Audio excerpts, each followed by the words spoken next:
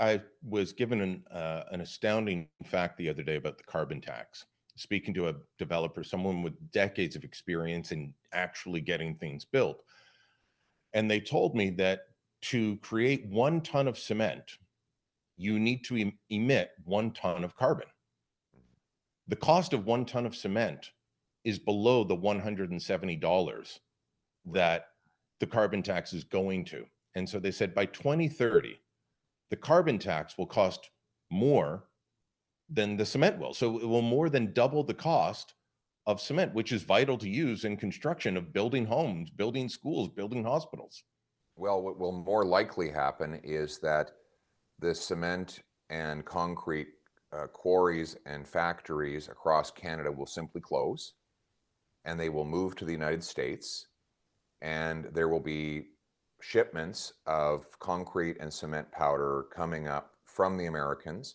We will be sending billions of dollars to them to supply us with essential building materials that will drive down our economy, the incomes of our workers, and the revenues of our governments.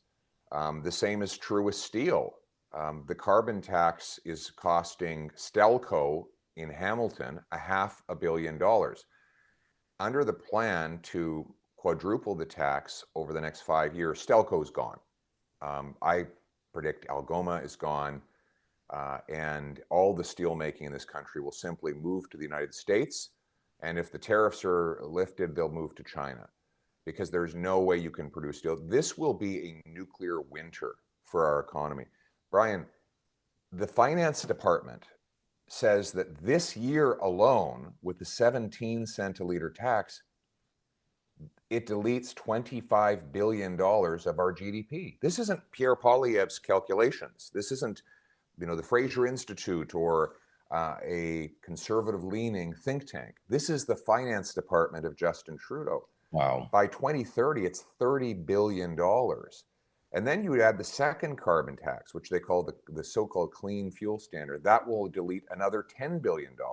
So 2 carbon taxes by 2030 will have deleted $40 billion of GDP. According to the government's own estimates, I believe it'll be far worse. Imagine, how do these trucks keep running? Like, how the trucks that pick up parts from a factory and take it to a warehouse, that keep the bits and pieces of our economy going, they can't run on a 61-cent liter carbon tax. They will simply be sold to the Americans, and all of the things they link together in our economy will just stop happening.